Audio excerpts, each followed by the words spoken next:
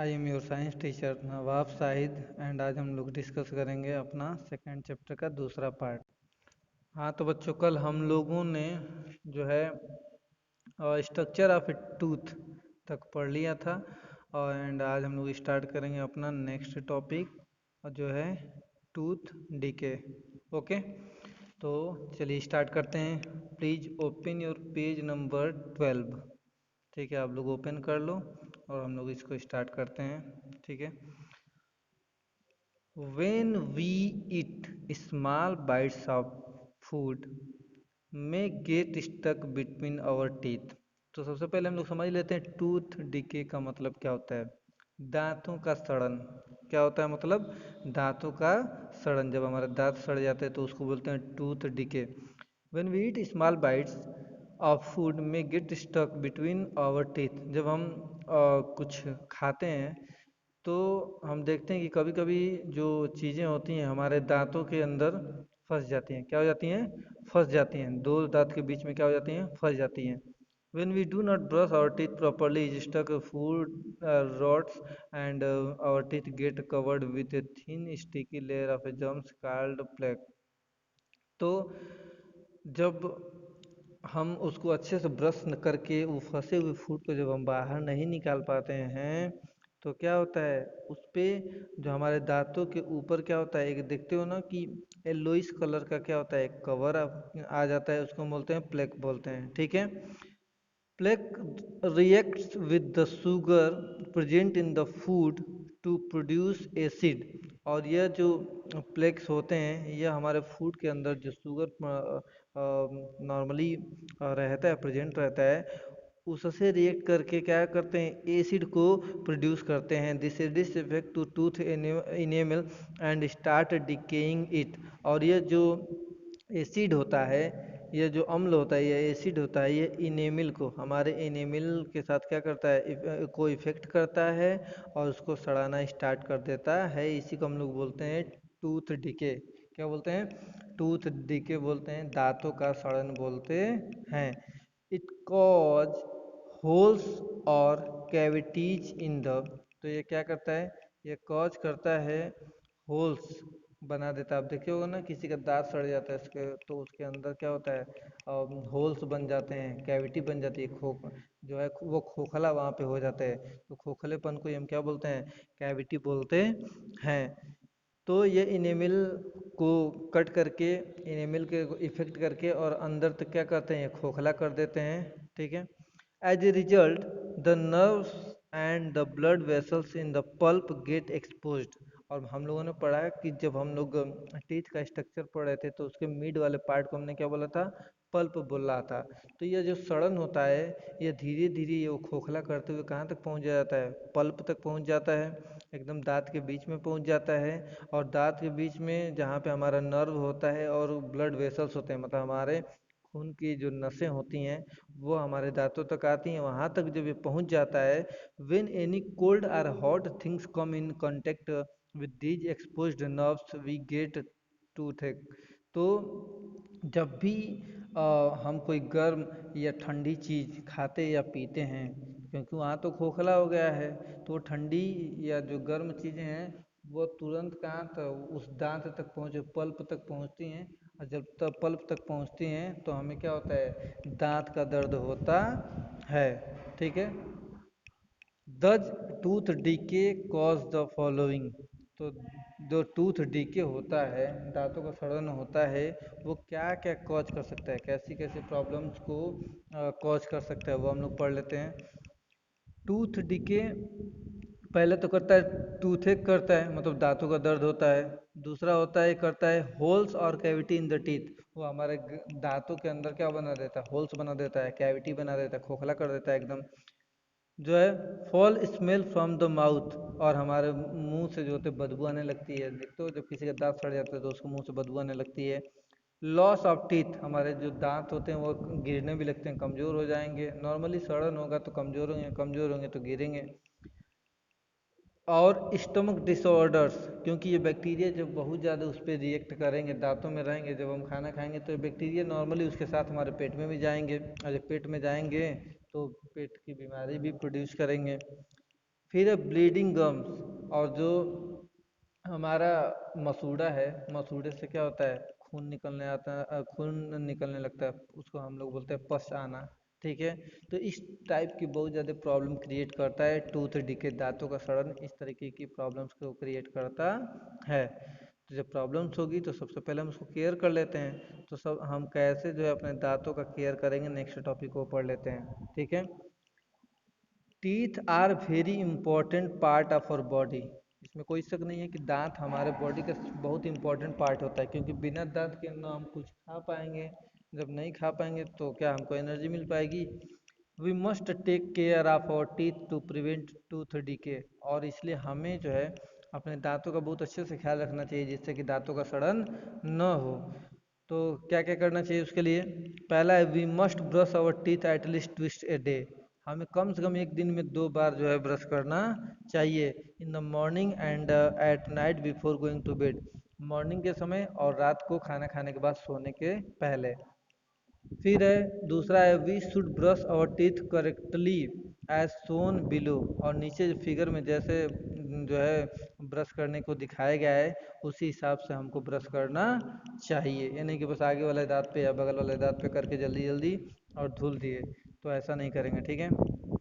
Third है, we should eat raw vegetables and fruits like carrot and apples to make our gums and teeth strong. हमें अपने दांतों मसूड़ों को जो है स्ट्रॉन्ग बनाने के लिए हमको कच्चे वेजिटेबल्स जैसे कि और फ्रूट्स जैसे कि हमारा गाजर हो गया, कैरेट हो गया, एप्पल हो गया, इन सभी चीज़ों को खाना चाहिए। और क्या करना चाहिए? We should not eat too many sweets and chocolates, they spoil our teeth. और हमें बहुत ज़्यादा मीठा या चॉकलेट नहीं खाना चाहिए, क्योंकि चॉकलेट खाएंगे तो हमारे दांत में नॉर्मली फंसेगा, और बैक्टीरिया का जो है पसंदीदा फूड होता है मीठा चीज़ें, तो बैक्टीरिया तुरंत अटैक कर देंगे, इसलिए हमें बहुत ज़्यादा मीठा और चॉकलेट नहीं खाना चाहिए। We should rinse our mouth properly with water after every meal. हमें जो है हर समय खाना खाने के बाद बहुत अच्छे से अपने मुंह को क्या कर लेना चाहिए, धुल लेना चाहिए। ठीक है।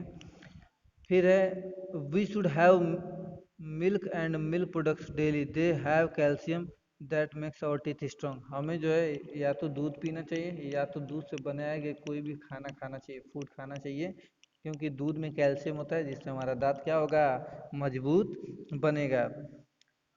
We must floss our teeth every day. हमें अपने दांतों की साफ सफाई क्या करना चाहिए, हमेशा करते रहना चाहिए। Teeth that are not kept clean get covered with a yellow substance called tartar. और जब हम दांतों को साफ नहीं करेंगे तो जानते हो उसको चारों तरफ क्या होता है, पीला कवर आ जाता है, जिसको हम क्या बोलते हैं, टार्टर बोलते हैं।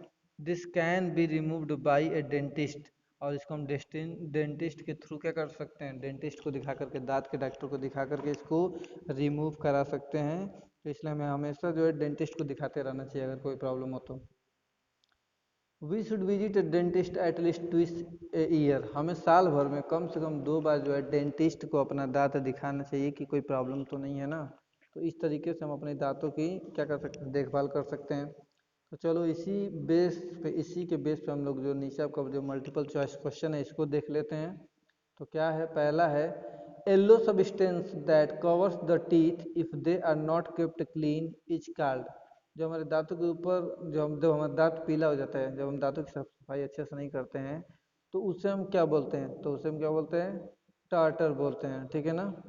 तो आपका दूसरा वाला क्या हो जाएगा, सॉरी इधर दूसरा क्या हो जाएगा, सही हो जाएगा। और दूसरा क्या है, टूथ डीके कॉज। अगर दांतों का सड़न हो गया है तो क्या कॉज करेगा, क्या हमें किस टाइप की प्रॉब्लम होगी।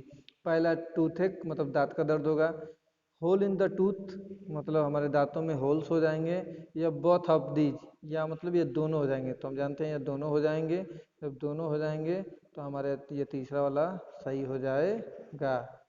ठीक है। अब जो है हम लोग आते हैं नेक्स्ट पेज पे। तो नेक्स्ट पेज पे आओ आप लोग।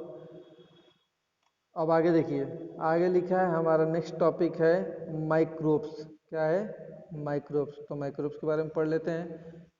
माइक्रोब्स क्या होते हैं? Microbes are very small organism. Microbes जो होते हैं यह बहुत छोटे जीव होते हैं। ठीक है ना, बहुत छोटे जीव होते हैं। They can be seen only through a microscope. हम इसको ओनली माइक्रोस्कोप से, जो आपके लेबोरेटरी में होता है, उसी से हम देख सकते हैं। हम अपने नेक्ड आई से इसे नहीं देख सकते हैं, ठीक है। माइक्रोब्स आर फाउंड एवरीवेयर, और ये जो माइक्रोब्स होते हैं भैया हर जगह पाए जाते हैं, ये हर जगह पाए जाते हैं।